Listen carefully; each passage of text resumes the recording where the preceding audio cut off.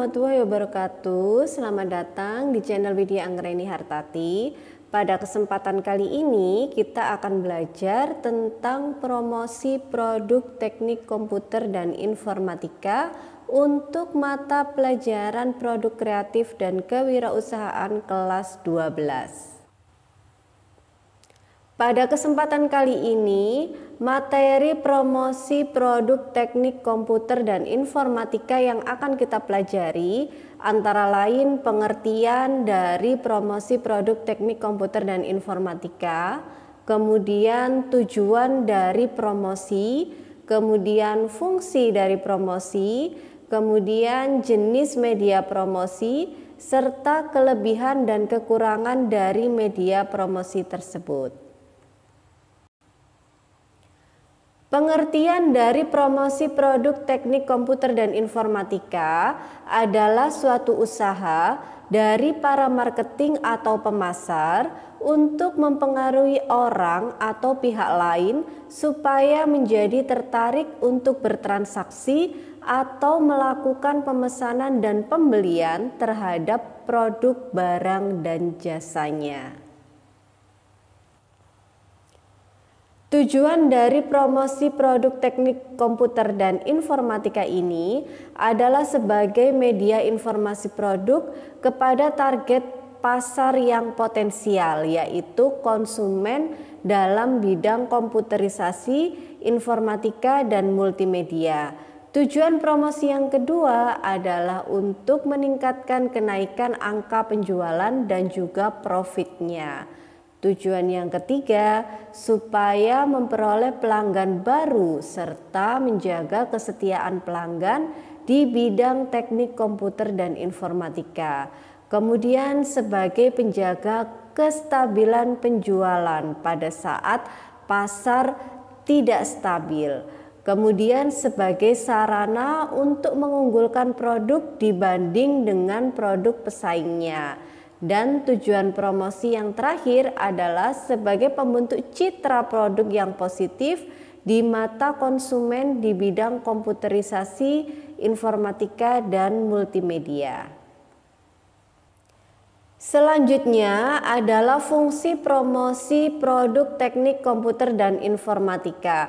Di antaranya fungsi promosi adalah untuk memberikan informasi, kemudian untuk membujuk konsumen supaya dapat menikmati barang atau jasa yang akan ditawarkan. Kemudian yang ketiga adalah untuk mengingatkan para konsumen. Kemudian yang keempat adalah untuk menambah nilai dari produk yang akan ditawarkan.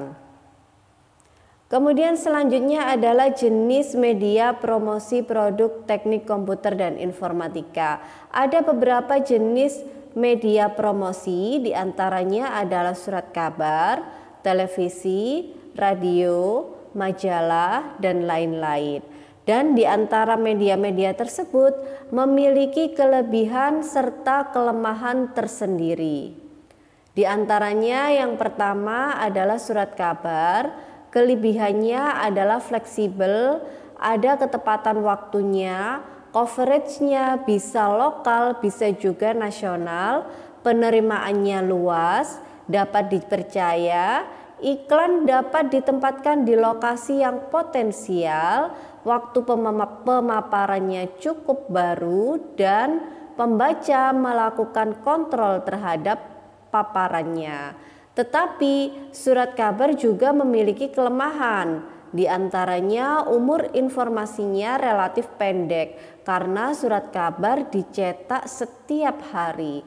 Kemudian kualitas cetakan dan gambarnya relatif jelek, audiensnya terbatas dalam meneruskan informasi, kemampuan menarik perhatiannya rendah, dan pembaca yang terpapar terseleksi hanya pada orang-orang yang gemar membaca saja.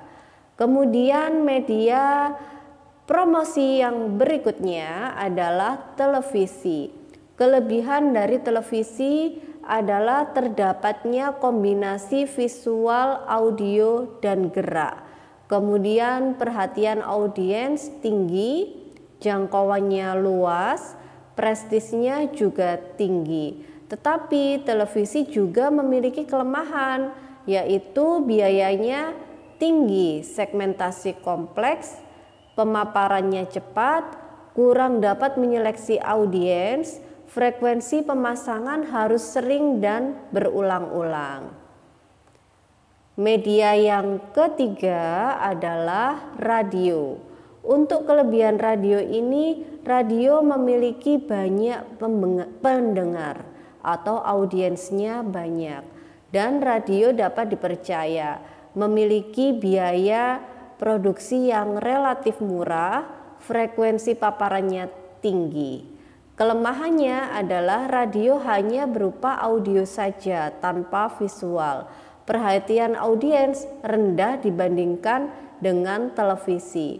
Pemaparannya cepat dan biasanya konsumen yang mendengarkan radio akan mudah lupa karena banyaknya informasi yang diterima hanya lewat telinga. Jenis media promosi yang berikutnya adalah majalah. Kelebihan dari majalah ini, seleksi segmen lebih akurat, kualitas gambar dan cetakannya baik, informasinya berumur panjang, penerusan informasinya juga cukup baik. Tetapi kelemahannya, audiensnya harus membeli dengan harga tinggi bila dibandingkan dengan surat kabar, dan tenggang pemuatannya memiliki waktu yang lama. Media promosi yang berikutnya adalah banner atau poster. Untuk kelebihannya, daya jangkaunya cukup besar, biayanya cukup murah. Kemudian kelemahannya adalah daya rangsanya rendah, informasi yang ditampilkan terbatas, dan biaya pajak serta perizinannya tinggi. Keamanan kurang terjamin. Kemudian jika posisi banner atau poster tidak strategis, segmentasi yang dituju tidak akan tercapai. Untuk media promosi yang berikutnya adalah billboard atau juga neon box. Kelebihannya daya jangkaunya cukup besar, daya rangsangnya juga cukup tinggi. Kelemahannya biaya produksi, perawatan, perizinan, serta pajaknya tinggi. Kemudian informasi yang ditampilkan juga terbatas. Jika posisi dari neon box atau billboard tidak strategis dan tidak tepat, maka segmentasi yang dituju tidak akan tercapai. Cukup sekian pembahasan kita hari ini. Semoga materi ini bermanfaat. Jangan lupa klik subscribe supaya tidak ketinggalan info-info berikutnya. Wassalamualaikum warahmatullahi wabarakatuh.